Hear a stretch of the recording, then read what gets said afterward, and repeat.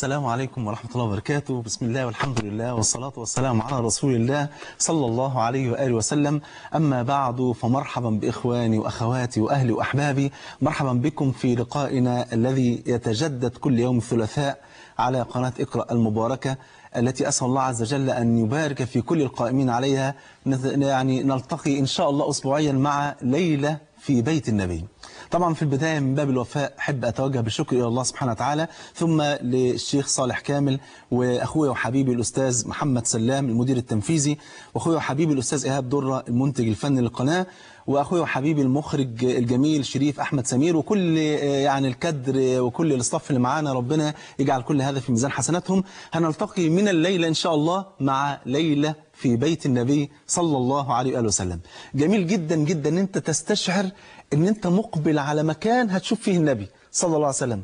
اكيد كل مسلم فينا بيتمنى يشوف النبي ولو مرة حتى في المنام. اكيد كل مسلم فينا بيتمنى اللحظة اللي يقف فيها بين ايدين النبي ويكلم النبي. وعشان كده عايز ابدأ لقائي بسؤال لكل اخ ولكل اخت ولكل اب ولكل ام. عايز اقول لك، ماذا تصنع؟ هتعمل ايه لو وقفت دقيقة واحدة قدام النبي على الحقيقة؟ هتقول له ايه؟ ولو سألك النبي تقدم له هدية، ايه الهدية اللي هتقدمها له؟ خد بالك اخويا وحبيبي، النبي لا هيفرح لا بمال ولا بجاه ولا بسلطان ولا بأي حاجة. النبي يفرح بطاعتك لله. النبي جاء للدنيا لكي يعبد الكون كله لله سبحانه وتعالى. وقالها تلميذ النبي ربعي بن عامر حينما سأله رستم قائد جيوش الفرس، قال: من أنتم وما الذي جاء بكم إلى هنا؟ قال: نحن قوم ابتعثنا الله لنخرج العباد من عبادة العباد إلى عبادة رب العباد، ومن جور الأديان إلى عدل الإسلام، ومن ضيق الدنيا إلى سعة الدنيا والآخرة. أخوي وحبيبي، هنتعايش من الليلة مع ليلة في بيت النبي. هنخش بيت النبي، هنتعايش في بيت النبي، هنشوف النبي كان بيتعامل ازاي مع أزواجه، هنشوف ازاي النبي كان بيحل كل مشاكل بيته صلى الله عليه وسلم. وما فيش بيت في الدنيا خلا من المشاكل، حتى بيت المصطفى ما تصلى عليه صلى الله عليه وآله وسلم. جميل جدا ان انت تستشعر بقرب النبي، ان انت تستشعر ان انت في بيت النبي. هنعيش في كل حلقة ان شاء الله مع موقف حصل في بيت النبي، ونلقي الموقف على ارض الواقع، ونشوف الدروس والعبر، ونتعلم من النبي، ونشوف ازاي النبي اللي هو اسعد زوج في العالم كان عايش اسعد حياة، رغم انه ما كانش صلى الله عليه وسلم متوفر عنده لا تكنولوجيا ولا كان عنده اسباب الحياة الحديثة اللي احنا عايشينها، ورغم ذلك كان اسعد زوج في العالم صلى الله عليه وسلم. أنا معاك أخوي وحبيبي وأختي الفاضلة، إن من أكبر أنواع البلاء اللي احنا عايشينها إن احنا اتحرمنا من رؤية النبي صلى الله عليه وسلم. عشان كده كان من أعظم الأجر في المقابل بقى، ما دام ده من أعظم أنواع البلاء إن احنا نتحرم من رؤية النبي، كان من أعظم أنواع الأجر إن أنت تؤمن بالنبي وتتبع النبي والنبي مش بينا صلى الله عليه وسلم. يعني احنا مش عايشين في عصر غير عصر النبي، ولكن بنؤمن بالنبي. تعال اسمع بعض الأحاديث كده، بس برضو بعد ما تصلي على حبيبك صلى الله عليه وسلم. يقول النبي المصطفى صلى الله عليه وآله وسلم كما في الحديث الذي رواه أحمد بسند صحيح: طوبى. خد بالك بقى البشرات الجميلة عشان تتمسك بدينك وتقول إن شاء الله أنا على هدي النبي، إن شاء الله عشان ألقى النبي على الحوض، ويكون صلى الله عليه وسلم فرحان بلقائي وفرحان بأنه شافني ويسقيني من يده الشريفة شربة هنيئة مريئة لا نظمأ بعدها أبدا، بأبي هو وأمي ونفسي وروحي صلى الله عليه وسلم. يقول النبي صلى الله عليه وسلم: طوبى لمن رآني وآمن بي. اللي هم مين يا جماعة؟ اللي هم الصحابة، شافوا النبي وآمنوا بالنبي. طيب والتانية بقى: وطوبى ثم طوبى ثم طوبى، وفي رواية وطوبى 7 مرات، والحديثين في المسند بسند صحيح. وطوبى 7 مرات لمن آمن بي ولم يرني، اللي هو أنا وإنت، أنا وإنت وإنت وكلنا احنا آمنا بالنبي وما شفناش النبي، فلينا طوبى 7 مرات. قالوا: وما طوبى يا رسول الله؟ قال: شجرة في الجنة يسير الراكب المسرع تحت ظلها 100 عام لا يقطعها. خد الحديث الثاني، بس برضه تصلى على حبيبك صلى الله عليه وسلم. النبي في يوم من الأيام، والحديث رواه مسلم، واحنا اتفقنا أو بنتفق من دلوقتي إن شاء الله على يكون في أمانة ودقة في نقل أحاديث النبي صلى الله عليه وسلم، عشان ما تسمعش مني إلا حديث يا صحيح يا إما حسن، إنما ما تسمعش مني حديث ضعيف إن شاء الله سبحانه وتعالى. النبي صلى الله عليه وسلم مر على دفناء البقيع، فقال النبي، وكان حوالي أصحابه بقى، فقال: لقد اشتقت لإخواني. فقال الصحابة: أولسنا إخوانك يا رسول الله؟ قال: بل أنتم أصحابي. إنما إخواني، شوف إخواني النبي مين يا جماعة؟ قال: إنما إخواني أناس يأتون من بعدي يؤمنون بي ولم يروني. يؤمنون بي ولم يروني بأبي هو وأمي صلى الله عليه وسلم. يوضح ده رواية ثالثة أيضا عند الطبراني في الكبير بسند صحيح أن حبيبنا المصطفى صلى الله عليه وسلم قال: إن من ورائكم زمان صبر. الله اللي احنا عايشين فيه ده، إن من ورائكم. ومعلش أنا عايز أقدم مقدمة كده قبل ما نبدأ في الموضوع ونتعايش في بيت النبي صلى الله عليه وسلم. إن من ورائكم زمان صبر، اللي احنا عايشين فيه ده للمتمسك فيه يعني على دينه أجر 50 شهيدا منكم. أكيد حضرتك هتسأل السؤال ده، وأكيد حضرتك هتسأل السؤال ده. 50 شهيدا منكم. فقال الصحابة: منا أو منهم يا رسول الله؟ يعني 50 واحد من زماننا إحنا ولا من زمن الصحابة؟ قال: بل منكم، يعني من زمن الصحابة. في رواية: فإنكم تجدون على الخير أعوانا وهم لا يجدون على الخير أعوانا. الحافظ ابن حجر رحمه الله رحمة واسعة بيعلق على الحديث ده تعليق جميل قوي، بيقول إيه: وليس معنى زيادة الأجر زيادة الأفضلية. أنا ممكن أخد أجر قد يكون أكتر من الأجر اللي بيحصل عليه الصحابي من ناحية الحسنات، أما من ناحية القدر بالقاف والمكانة طبعا ما فيش حد فينا يوصل لأي واحد من أصحاب النبي صلى الله عليه وسلم. فهؤلاء اختيار المولى عز وجل لحبيبه المصطفى صلى الله عليه وسلم. تعال نشوف آخر حديث. آخر حديث ده يمس قلبي ويمس قلبك، لازم أحس بيه وتحس بيه. حديث في مسند الإمام أحمد بسند صحيح إن حبيبك وحبيبي وحبيبنا كلنا صلى الله عليه وسلم قال: أشد أمتي لي حبا، أكتر ناس بيحبوني أشد أمتي لي حبا قوم يكونون بعدي يؤمنون بي ولم يروني يود أحدهم لو أنه فقد أهله وماله وأنه رآني. النبي بيقول هيجي ناس من بعدية يتمنى الواحد فيهم أنه يفقد ماله وثروته وأهله كل حاجة بس يشوفني. والله نتمنى يا رسول الله ان احنا نفقد كل حاجة في الدنيا ديت وان احنا نشوفك يا رسول الله ولو مرة واحدة صلى الله عليه وآله وسلم. حبيبي في الله، تعالى نبدأ ونخش في الموضوع ونتعايش معه بقلوبنا، بس برضه بعد ما تصلي. هتقول لي انت كل شويه بتقول لي صلي، هقول لك انت كسبان. طب تعالى اقول لك انت كسبان ليه؟ هقولها لك في دقيقة كده بسرعة، بس عشان فعلا تبقى في كل حلقة وانا بقول لك صلي تقوم مصلي وانت فرحان من انت بتصلي على النبي صلى الله عليه وسلم. اول حاجة النبي صلى الله عليه وسلم يقول، وهقولهم لك بسرعة كده، قال: من صلى علي صلاة واحدة كان ممكن يبقى ليه كام؟ 10 حسنات مش كفاية، 700 حسنة برضه مش كفاية، مليون حسنة برضه مش كفاية. أصل قدر النبي عالي، أصله غالي جدا عند ربنا، أصل ربنا بيحبه صلى الله عليه وسلم. فقال إيه؟ النبي عليه الصلاة والسلام قال: من صلى عليه صلاة واحدة صلى الله عليه بها 10. الله أكبر.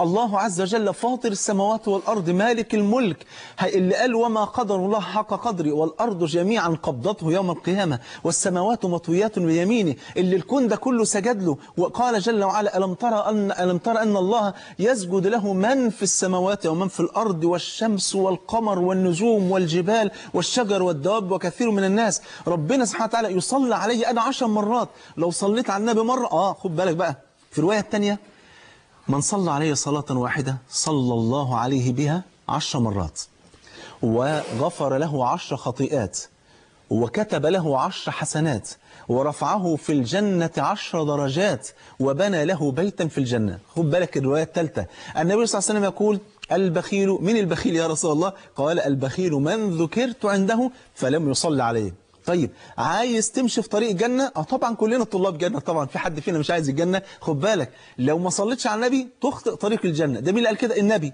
وكله أحاديث صحيحة بفضل الله.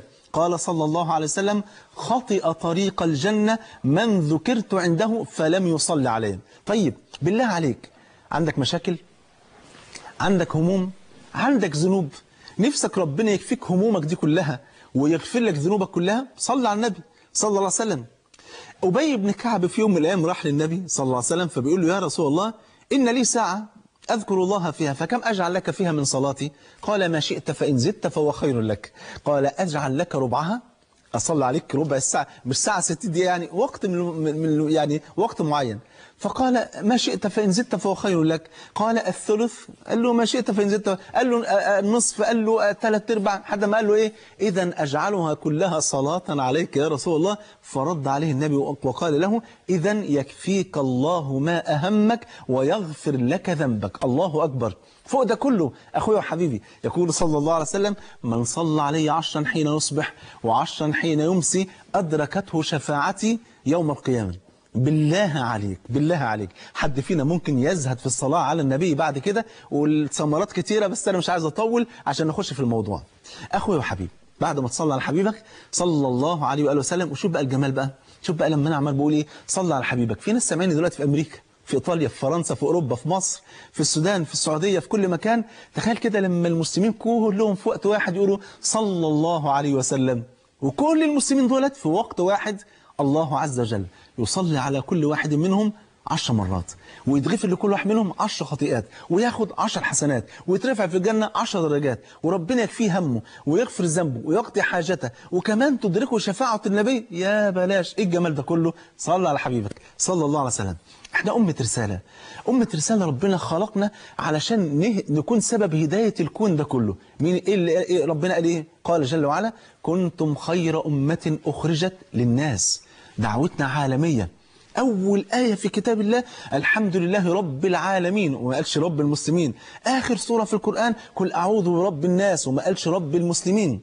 النبي صلى الله عليه وسلم قال عنه جل وعلا وما أرسلناك إلا رحمة للعالمين. والنبي لما أمرنا بحسن الخلق قال وخالق الناس، وخالق الناس بخلق حسن. دعوة عالمية. يبقى احنا جينا علشان نعبد ربنا وفي نفس الوقت نعبد الكون كله لله. طيب جميل قوي. والأمة دي أعظم أمة بصدق، والله ما بقولها من باب يعني القبلية ولا ان انا لا ولا التزمت. هي فعلا دي احسن امه. ده ربنا اللي قال كده كنتم خير امه اخرجت للناس. يقوم حبيبك صلى الله عليه وسلم يقول كما عند احمد باسناد حسن انكم يا امه محمد صلى الله عليه وسلم انكم تتمون يوم القيامه 70 امه. خد بالك كان في قبلينا منذ آدم عليه السلام إلى النبي صلى الله عليه وسلم كان في قبلنا 69 أمة. إحنا الأمة رقم 70. قال إنكم تتمون يوم القيامة 70 أمة أنتم خيرها وأكرمها على الله عز وجل. والله ده مش كلامي، ده كلام حبيبك صلى الله عليه وسلم. الحديث الثاني رواه أحمد والترمذي بسند صحيح أن النبي صلى الله عليه وسلم لما حب يوصف أهل الجنة قال أهل الجنة 20 و100 صف، 120 صف. طبعا مش صف صغير كده، صف بقى الله أكبر، خد بالك 120 صف. حلو، أو 20 و100 صف. 80 منها من أمتي و40 من سائر الأمم. أخويا وحبيبي افتخر وافرح بأنك من أمة النبي، وقول بلسان الحال والمقال ومما زادني فخرا وتيها وكدت بأخمصي أطأ الثريا دخولي تحت قولك يا عبادي وأن أرسلت أحمد لي نبيا. ما تصلى على أحمد صلى الله عليه وآله وسلم. يبقى إذن إحنا يوم القيامة أهل الجنة 120 صف، منهم 80 من هذه الأمة، وال40 يتوزعوا على 69 أمة. ده شيء جميل قوي. 69 أمة يتوزع عليهم ال40 دول. أي نعم، شيء جميل جدا جدا جدا. علشان كده إحنا كأمة رسالة لابد إن إحنا نبتدي نفكر إزاي ننشر هذا الدين، إزاي إن إحنا ربنا يجعلنا سبب في هداية الكون ده كله. ومش هنقدر نعمل دوت إلا لما نستقر في بيوتنا ونسعد، تطمئن أحوالنا، نسعد إحنا وأزواجنا وأولادنا، ونستقر من الناحية العاطفية ومن الناحية المادية ومن الناحية الدينية والناحية الاجتماعية، ويبقى البيت مستقر وسعيد. في اللحظة دي هنقدر نصدر السعادة للكون ده كله، هنقدر نصدر الإيمان للكون ده كله، هنقدر نقول للكون ده كله ده البيت دوت بيت زي بيت النبي صلى الله عليه وسلم بينشر الهداية على العالمين. عشان كده هنشوف ازاي نقضي ليلة في بيت النبي، ولكن بعد فاصل قصير ونرجع لكم. خليكم معانا، اوعى تروح يمين او شمال، خليك معانا ان شاء الله. جزاكم الله خيرا، والسلام عليكم ورحمة الله وبركاته. ونسعد بنور نبي الوفاء. السلام عليكم ورحمة الله وبركاته. مرحبا بإخواني وأخواتي وأهلي وأحبابي مرة تانية مع ليلة في بيت النبي. النهاردة حلقة مقدمة، وأنا منتظر الSMS بتاعكم إن شاء الله تبعتوه على الأرقام اللي هتظهر لكم على الشاشة إن شاء الله. مستنيه عشان نتكلم وندردش معاكم في آخر الحلقة إن شاء الله، ونرد على أسئلتكم واستفساراتكم إن شاء الله. والحقيقة الموضوع ده الحقيقة كان مهم جدا في الوقت ده بالذات، علشان نحاول مرة تانية نرجع الحب مرة تانية لبيوت المسلمين بكل أسف بعد ما خرج الحب من كتير من بيوت المسلمين. أسأل الله عز وجل أن يرد الحب إلى بيوت المسلمين مرة أخرى، لبيوت المسلمين مرة أخرى مردا جميلا، إنه ولي ذلك والقدر عليه. أخوي وحبيبي، أختي الفاضلة، بدون مبالغة بداية التمكين للمسلمين لن تبدأ إلا من البيت. لازم تبدأ من البيت. علشان كده خد بالك من حاجة، تجد ان إبليس عليه من الله ما يستحقه، حريص جدا جدا جدا على التفريق بين الأزواج وعلى تخريب بيوت المسلمين. ايه الدليل على كده؟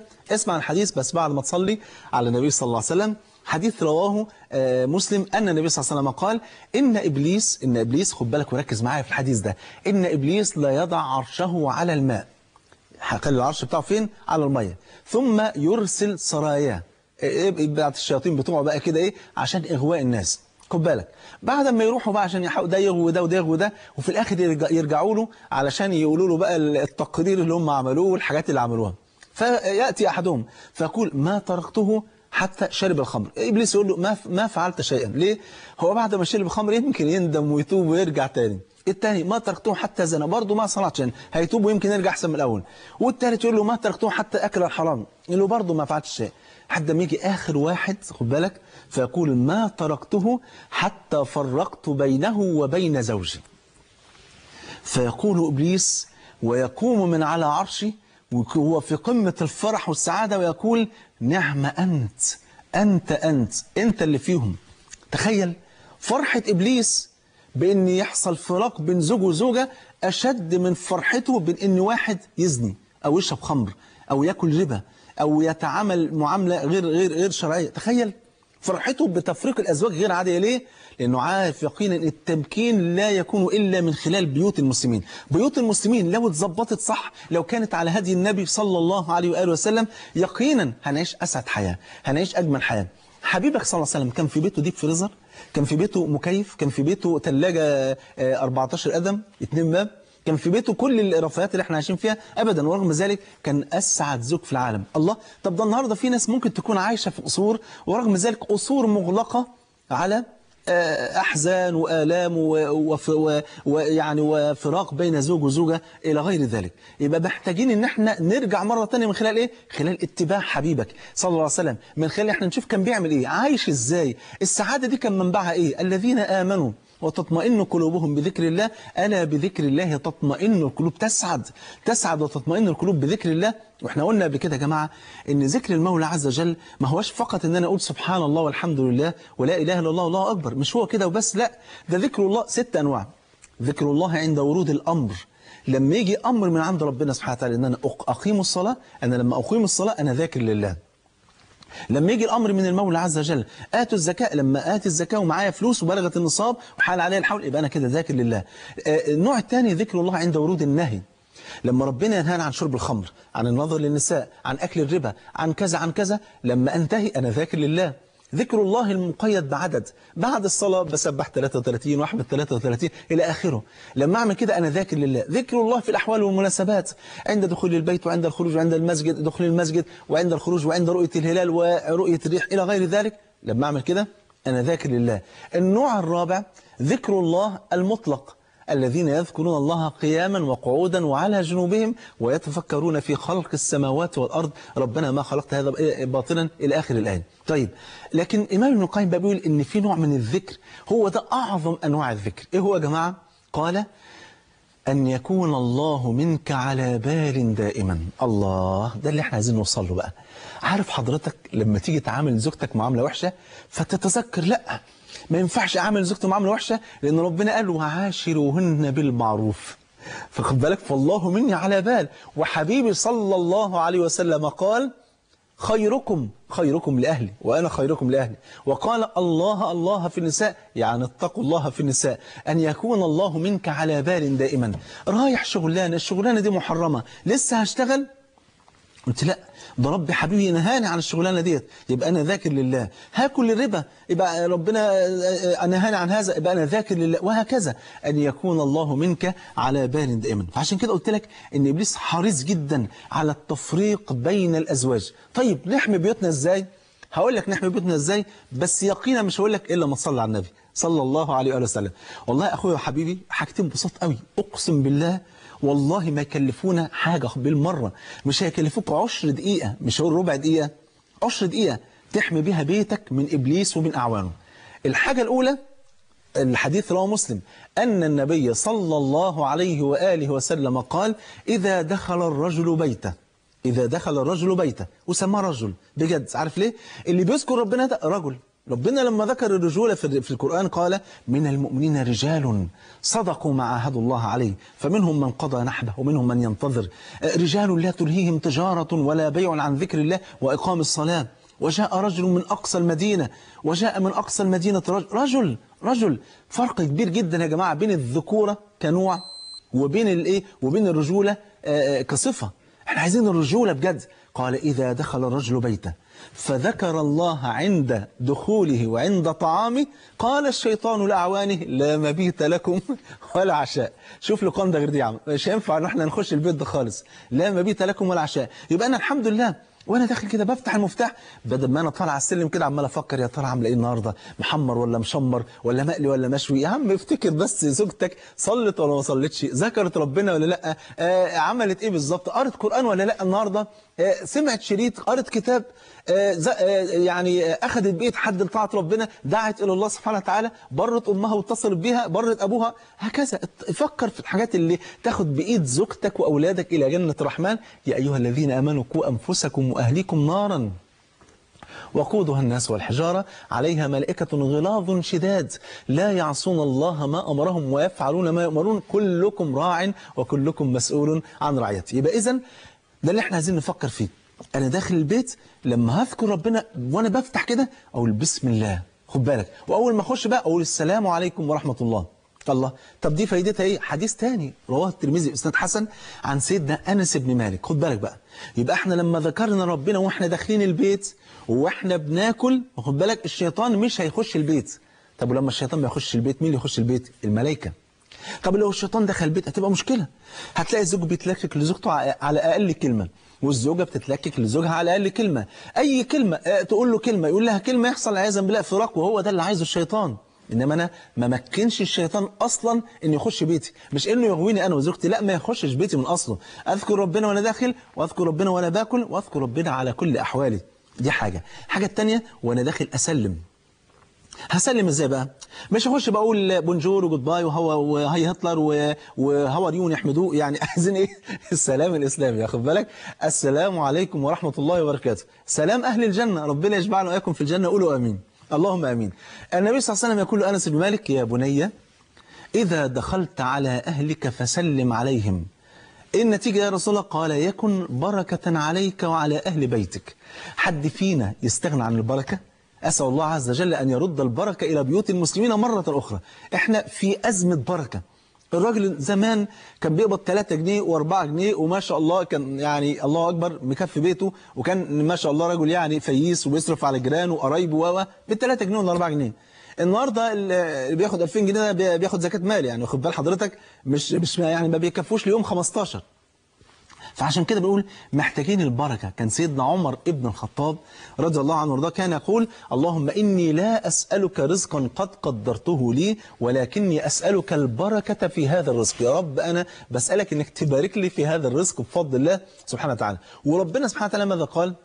ولو أن أهل القرى آمنوا واتقوا لفتحنا عليهم إيه؟ أرزاق. لا، راجع الآية، لفتحنا عليهم بركات من السماء والأرض. الله، نحن أحوج ما نكون إلى بركات المولى عز وجل أكثر من الرزق نفسه بفضل الله سبحانه وتعالى. يبقى إذن خش بيتي حاجتين يا جماعة نعملهم مش هيكلفونا حاجة، وذكرت لكم الدليل عليهم، تمام؟ يبقى هدخل بيتي هذكر المولى عز وجل عند دخولي وعند طعامي.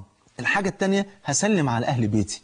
طب لو ما فيش حد في البيت برضه هسلم، الملائكة في البيت إن شاء الله يرد عليك. يبقى إذن تخش بيتك تذكر ربنا وتسلم بفضل الله سبحانه وتعالى. طيب السؤال اللي قبل ما نبدأ بقى في ليلة في بيت النبي، معلش الحلقة الأولى مقدمة، لازم نقدم طبعا عشان نبقى عارفين إن إحنا ده مش أي دخول يا جماعة، ده إحنا داخلين بيت النبي صلى الله عليه وسلم. شوف لما أكون داخل بيت واحد من علية القوم يقول لك لا خد بالك لازم تتشيك قوي، تبقى على سنجة 10، لازم تظبط نفسك، واحلى برفان تكون حاطه، واحلى لبس تكون لابسه، ولما تكون رايح لازم تاخد هديه. حد يخش بايده فاضيه؟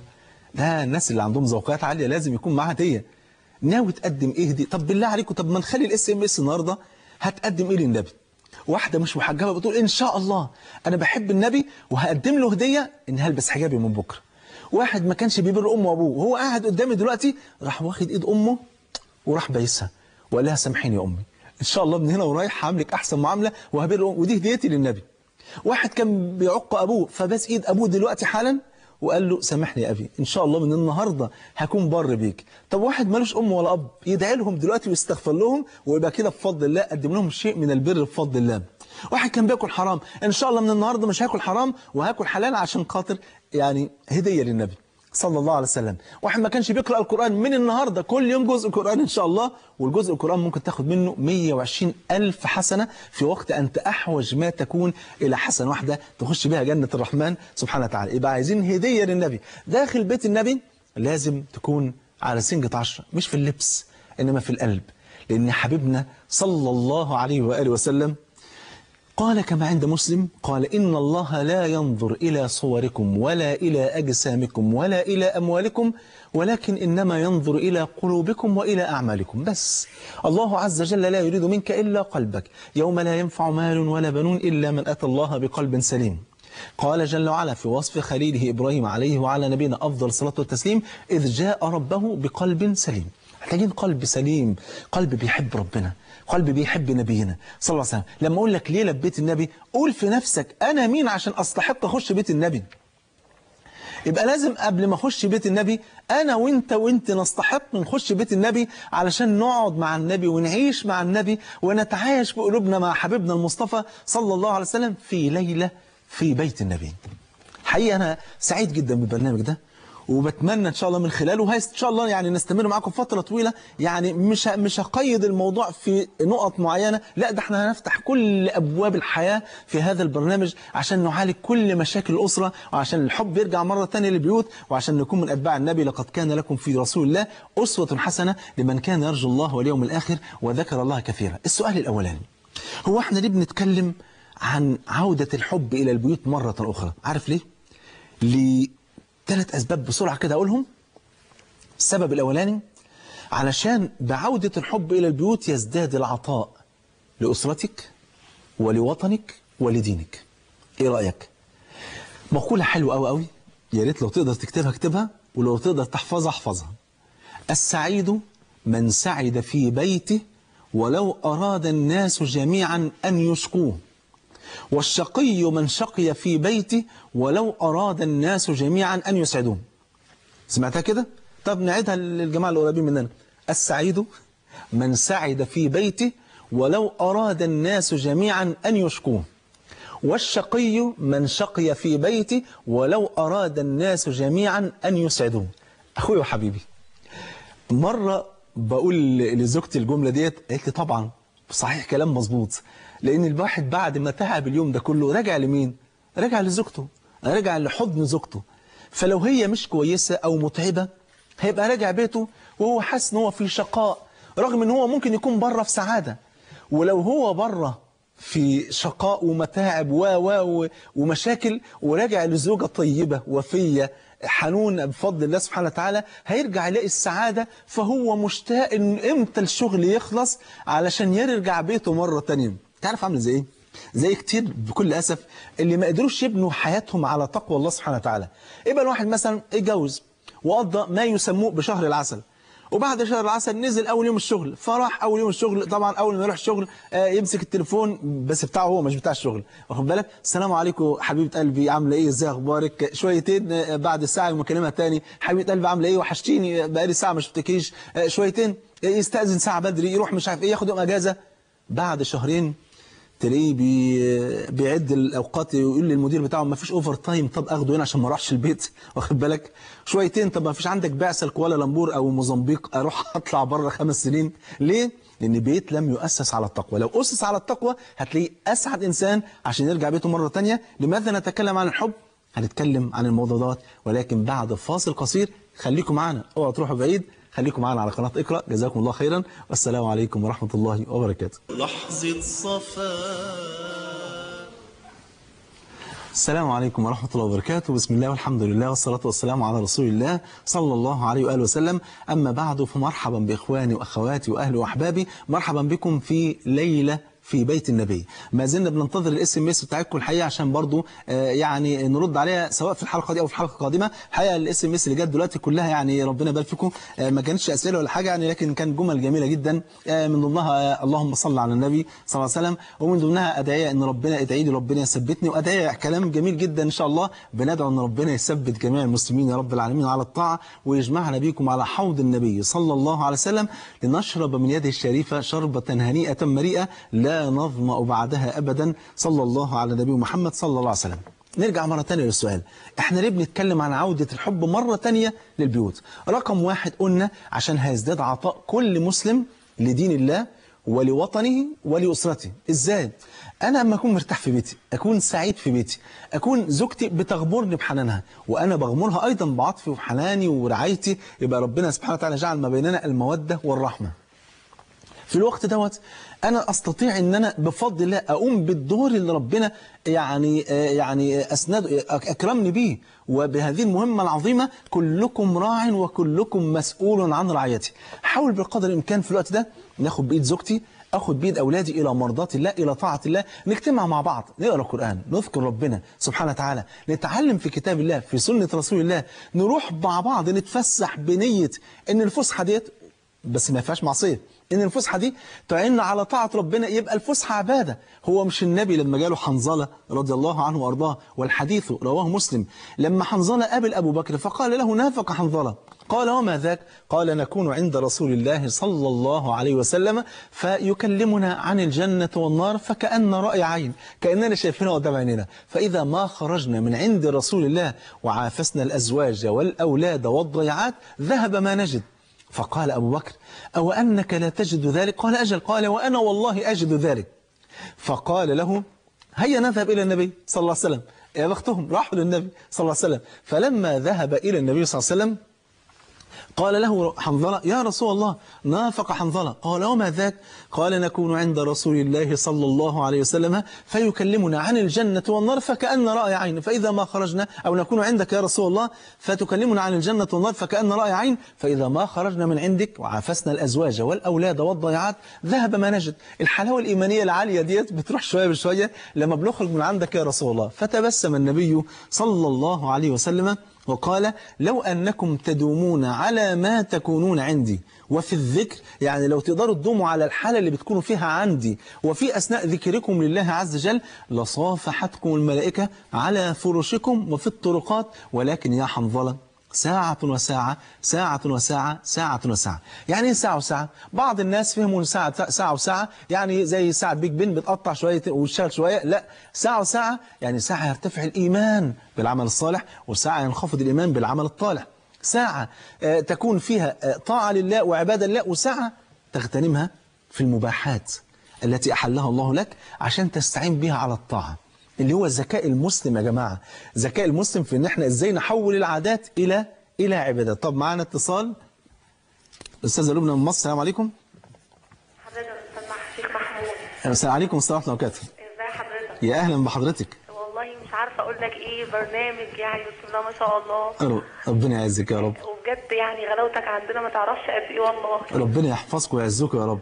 يا ربنا يخليك يا آمين. رب. البرنامج على فكره يعني بجد محتاجينه بشكل لا تتخيله اصلا. ربنا يبارك فيكم ويحفظ بيوتكم يا رب ويملى بيوتكم بالسعاده يا رب. والله يعني احنا نتمنى كده، بس فعلا المشاكل كترت في بيوتنا. يعني انا بنت ومش متجوزه ولا حاجه، نعم. بس في نفس الوقت تحس ان في مشاكل حتى مع اخواتي، حتى مثلا مع اي حد في مشاكل في نعم. البيوت. نعم. فيا ريت يا رب يا رب حضرتك تدعي لنا ودلوقتي على الهوا، وتدعي لي لو سمحت باسمي بقى على الهوا. حاضر يا اختي لبنى، عينيا حاضر. هتقل عليك معلش. عينيا والله. غلاوتك ما تعرفش قد ايه عندنا والله. ربنا يحفظكم يا رب العالمين. مبروك الف الف مبروك على البرنامج بجد، شكله من اولها كده باين هو رائع يعني. ان شاء الله ربنا يخليك يا اختي لبنى على ذوق حضرتك واخلاقك. يعني انا على الهوا اسال الله عز وجل ان ربنا يرزقك بالزوج الصالح والذريه الصالحه ويسعد قلبك دنيا واخره ويحفظ اسرتك يا رب وجميع اسر المسلمين يا رب العالمين. اللهم امين. يا رب. جزاكم الله خير يا اختي لبنى، ربنا يحفظك يا رب العالمين. يبقى اذا حبايبي ازاي نحول عاداتنا لعبادات. انا كده عازم حضرتك عشان تاكل معايا، فانا هاكل وانت هتاكل واحنا بناكل، بس انا هاكل بنيه بقى. انت هتاكل بنيه ان انا عازمك، فبالتالي احنا بتاكل عشان تشبع، انما انا باكل عشان الاكل ده اتقوى بيه على عباده ربنا، يبقى الاكل نفسه عباده. انا هنام وانت هتنام، كده كده لازم ننام يعني. فانا هنام بنيه ان شويه النوم اللي هنامهم دولت يعينوني على قيام ليل وعلى صلاه الفجر، يبقى نوم عباده. حتى الرجل حينما ياتي زوجته في الحلال له بها اجر. الحديث في الصحيحين قال صلى الله عليه وسلم، ما تصلى عليه صلى الله عليه وسلم، قال وفي بضع أحدكم صدقة. قالوا يا رسول الله أيأتي أحدنا شهوته ويكون له بها أجر؟ قال أجل. أرأيت إن وضعها في الحرام أكان عليه وزر؟ قالوا بلى. قال كذلك إذا وضعها في الحلال كان له بها أجر. بأول حاجة بتكلم عن الحب في البيوت وعودة الحب للبيوت، علشان أنا لما أكون سعيد في بيتي وأنت تكون سعيدة في بيتك بفضل الله هنقدر نخدم ديننا ونتفرغ لديننا ولوطننا، وحب الوطن ده أيضا من الإيمان بفضل الله سبحانه وتعالى. دي حاجة. الحاجة التانية أخويا وحبيبي، إن بفضل الله لو كان في حب في البيوت هنقدر نأمر بالمعروف وننهى عن المنكر. تخيل حضرتك لو إن زوجتي غلطت غلطة معينة في البيت، غلطة شرعية، واخد بالك، لو هي ما بتحبنيش مش هقدر اقول لها حاجه، ولو جيت اكلمها هتشعر بان انا عمال بامر وانهى وخلاص وعامل فيها سي السيد زي ما بيقولوا يعني، واخد بالك. لكن ان انا لما يكون في بيني وبينها حب واقول لها واغمس كل كلامي بكلمه يا حبيبتي، ومش عيب حبيبتك زوجتك بقى، فاهم ازاي؟ لما اقول لها حبيبتي انت نسيتي صلاه العصر ليه؟ حبيبتي قريتي القران النهارده؟ حبيبتي ذكرت ربنا النهارده؟ حبيبتي استغفرت ولا لا؟ وهكذا اقدر امر بالمعروف وانهى عن المنكر لو في حب. انما لو ما فيش حب يقينا هتعتبر هو كل حياتنا اوامر. هو انت احنا قاعدين فين؟ احنا قاعدين في الجيش ولا قاعدين فين؟ واخد بالك، هتبقى الحياه صعبه جدا جدا، واخد بالك، وممكن يوصل امر المشاكل وخناقات بسبب ايه؟ بسبب انه يؤمر بالمعروف وبينهى عن المنكر. طيب معانا تليفون، معانا مين؟ استاذ عصام من ليبيا. السلام عليكم. السلام عليكم. عليكم السلام ورحمه الله وبركاته. يا شيخ محمود. يا الف مرحب. الله يبارك فيك. ربنا يعزك استاذ عصام. والله يا شيخ امنيت اتكلم معك من زمان. الله يبارك فيك شيخ محمود. ربنا يحفظك ويعزك. والله رايت يعني الدين وعرفت الايمان من تحديدك. الله يبارك فيك يا شيخ محمود. ربنا يبارك فيك. والله العظيم ما عرفتش الدين الا من تحديدك يا شيخ محمود. الله يبارك فيك. ربنا يحفظك استاذ عصام ويعزك يا رب. الله يجعل كل ما تقدمه في ميزان حسناتك يا رب العالمين. امين يا رب العالمين. امين يا رب العالمين. ان شاء الله هديت للنبي باذن الله. باذن الله مش هفوت ولا صلاه فجر باذن الله. معلش الصوت فيه يعني مش واضح بالنسبه لي يا استاذ عصام، لو تتكلم بس براحه عشان اسمع حضرتك، معلش مش سامع كويس. انا ان شاء الله هديت للنبي. ايوه.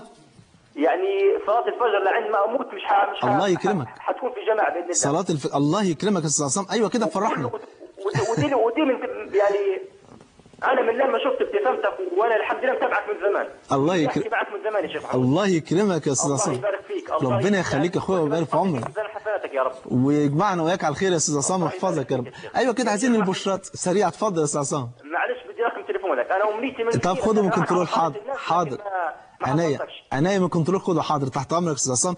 جزاك الله خيرا يا استاذ عصام. ربنا يحفظك ويعزك ويبارك فيك. انا سعيد جدا جدا ان احنا نشوف هدايا فوريه كده يعني للنبي صلى الله عليه وسلم. استاذ محمد من مصر. السلام عليكم. وعليكم السلام ورحمه الله وبركاته. عليكم السلام ورحمه الله وبركاته. اهلا وسهلا. يا اهلا وسهلا. ازي صحتك؟ الله يبارك فيك. ازيك يا استاذ محمد؟ الله يبارك فيك. ازيك يا شيخ؟ ربنا يبارك في عمرك يا رب ويعزك. ربنا يجزيكم خير ويبارك فيك يا رب. الله يخليك. الله يجزيك خير ويبارك فيك ويديك الصحه الله يخليك يا استاذ محمد. والله ربنا يبارك فيك. الله يكرمك. زوجتي يعني بتيجي بالليل كده. ايوه. ما شاء الله بتقيم الليل يعني بعض الاحيان. الله اكبر. بتقيم الليل. الله يبارك لك فيه. اللهم امين يا رب. ولكن بتيجي يا شيخنا مثلا من بعد العشاء كده بنص ساعه بساعه بساعتين تتخنق كده وعايزه مثلا تنام على طول. نعم. يعني بعد العشاء بتتخانق؟ لا بتتخنق. بتتخنق. بتجي لها خنقه. نعم. وبتبقى عايزه ايه؟ عايزه تنام على طول. نعم. يعني حتى ما فيش مثلا قاعده كده ولا اي حاجه، لا عايزه على طول بالذات تيجي معظم. طيب هقول لك يا استاذ محمد اسمعني حالا ان شاء الله. هو بص يا استاذ محمد يعني ممكن ان شاء الله حاجه بسيطه جدا ودي بنصح بها كل المسلمين. سوره البقره بفضل الله تقرا على ميه، ناخد الميه ديت نشرب منها الصبح وبالليل ونرش بيها جسمنا. لو صعب الاغتسال يبقى حتى ولو بالبخاخه كده نرش جسمنا بفضل الله كل ده هيروح ان شاء الله. يعني ربما تكون عين يكون حسد، واحيانا الانسان لما يتحدث ببعض النعم اللي ربنا اكرمه بها احيانا بيحسد. ربنا يبارك فيك يا رب العالمين ويحفظكم. طيب ربنا يجزيك خير يا شيخ. ربنا يخليك يا استاذ محمد. يبقى اذا بنتكلم عن عوده الحب البيوت لحاجتين. اول حاجه ان احنا قلنا ان انت تقدر بفضل الله في الوقت ده ان انت تقدر تخدم اسرتك ودينك ووطنك. الحاجه الثانيه تقدر تؤمر بالمعروف وتنهى عن المنكر من غير مشاكل. ليه؟ في حب ما بيننا. لما اجي اقول لزوجتي قوم عشان تصلي الفجر، هي لو بتحبني هتقوم تصلي معايا قيام ليل مش فجر كمان. وحبيبك صلى الله عليه وسلم ورد عنه كما عند احمد وابي داود بسند صحيح انه دعا عليكم بالرحمه يا مسلمين. حد فيكم ما يتمناش ان النبي يدعي له بالرحمه؟ قال رحم الله رجلا قام من الليل فصلى ثم ايقظ امراته فان ابت نضح في وجهها الماء. ورحم الله امرأة قامت من الليل فصلت ثم أيقظت زوجها فإن أبى نضحت في وجه الماء فإن قام وصليا كتب عند الله ليلة إذن من الذاكرين الله كثيرا والذاكرات يا له من أجر. الله أكبر. يبقى أنت وزوجتك تكتبوا عند الله من فوق 7 سماوات من الذاكرين الله كثيرا والذاكرات بفضل الله سبحانه وتعالى. رقم 3 ودي الأخيرة. طب الأستاذة حياة من فرنسا. أستاذة حياة السلام عليكم. السلام عليكم. عليكم السلام ورحمة الله وبركاته. السلام عليكم يا شيخ. أنا عايزة أشكرك كثيرا على الحلقة اللي تجوز فيها. ربنا يبارك فيك يا رب.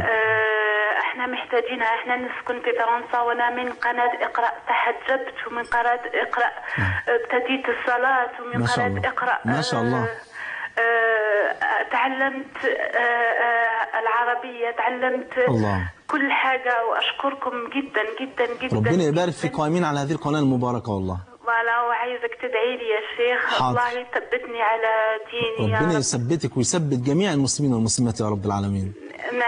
ميرسي بوكو. مع السلامة. الله يبارك فيك يا أخت حياة. عليكم السلام ورحمة الله وبركاته. ربنا يعزك ويحفظك ويثبتك. وأنا سعيد جدا إن قد إيه نعرف يا جماعة قد إيه الإعلام الإسلامي جميل والحمد لله النور دخل بيوت المسلمين. بتقول اتعلمت الصلاة من قناة اقرأ وتحجبت من قناة اقرأ وتقول اتعلمت اللغة العربية من قناة اقرأ وتعلمت كل الخير ده. يعني جميل قوي قوي جميل قوي. الحمد لله إن الخير دخل بيوت المسلمين والنور دخل بيوت المسلمين. ما تحجبوش النور ده يا جماعة. افتحوا على القناة الإسلامية وعرفوا ولادكم واسمعوا واتفرجوا وشوفوا مشايخكم وتعلموا الخير واعملوا بهذا الخير عشان ربنا يجمعنا يوم القيامة على حوض النبي صلى الله عليه وسلم. الحاجة الثالثة ودي الأخيرة اللي بنتكلم عن عودة الحب مرة ثانية. واحنا قلنا يا جماعة أول حلقة دي مقدمة عشان مش من السهل كده تخش بيت النبي. يعني لازم يبقى فيه مقدمات إن شاء الله. وبالله عليكم ما تنسوش سؤال اللي احنا سألناه النهاردة في أول حلقة. بالله عليك لو أتيحت لك فرصة ولو أتيحت ليك فرصة تقف قدام النبي لمدة دقيقة هتقول له إيه؟ ولو طلب منك هدية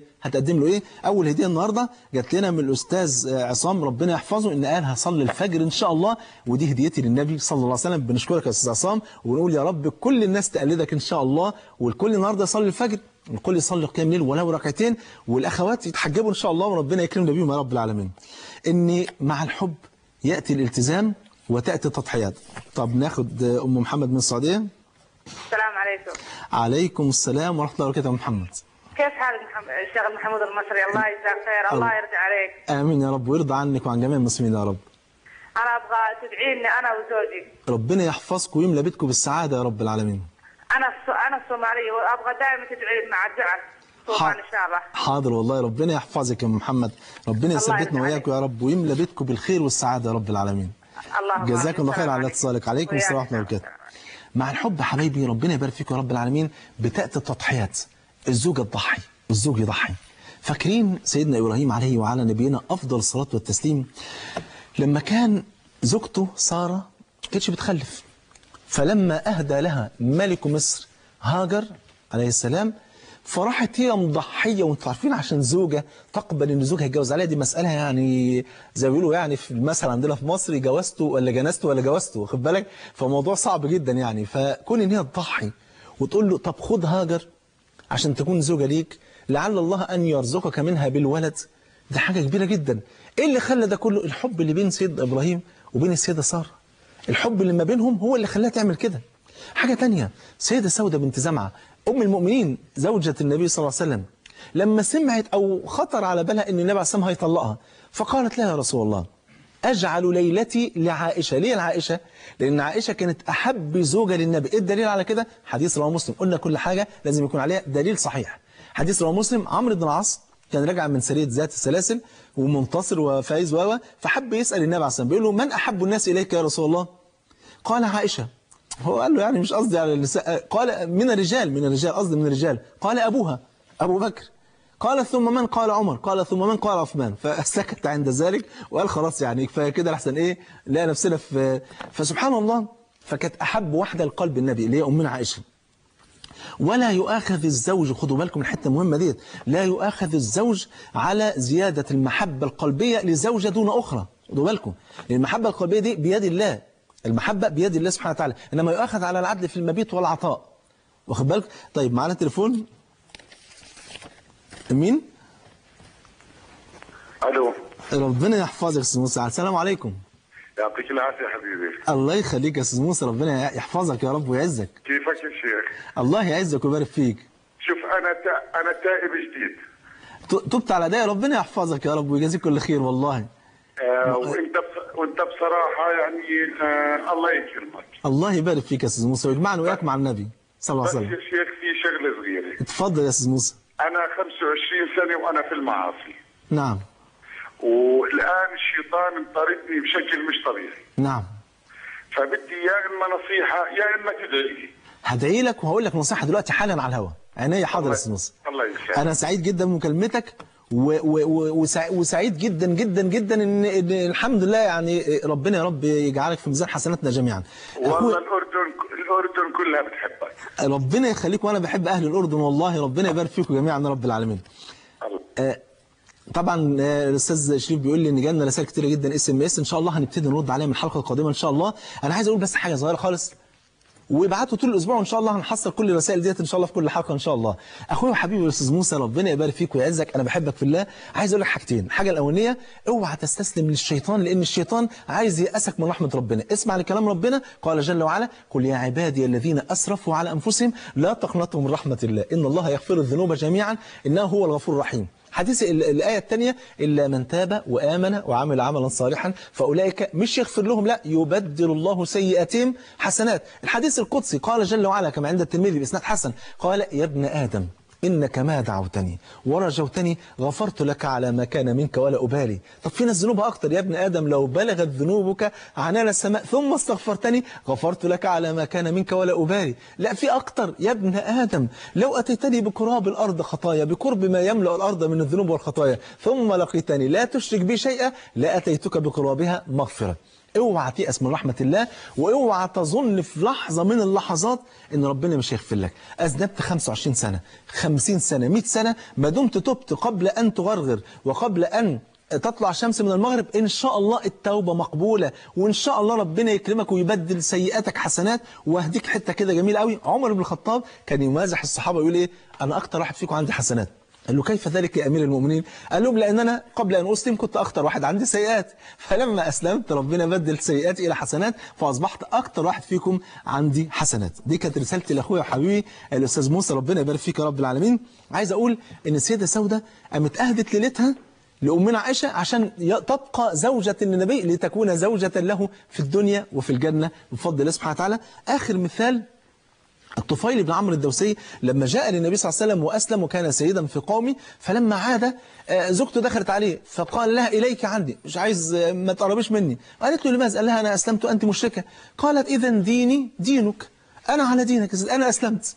فأسلمت زوجته. ليه؟ اللي كان بيربطهم الحب. وأبوه أسلم وأبوه وأمه أسلمت، الكل أسلم. ليه؟ إن بيربطهم الحب. عشان كده يا جماعة عايزين نخلص بالحلقة ديت بحاجات معينة. أول حاجة، بالله عليك نفسك تشوف النبي، نفسك تخش بيت النبي، هتقدم هدية ايه للنبي؟ هيجي لنا SMS طول الاسبوع هنتلقاها ان شاء الله، ونبتدي نرد على الSMS المهمة جدا جدا ونعلق عليها ان شاء الله في الحلقة القادمة. بالله عليكم ان شاء الله اول ليله هنخشها في بيت النبي عليه الصلاه والسلام هي الاسبوع القادم ان شاء الله، يوم الثلاث الساعه 8 بتوقيت مصر، 9 بتوقيت السعوديه ان شاء الله.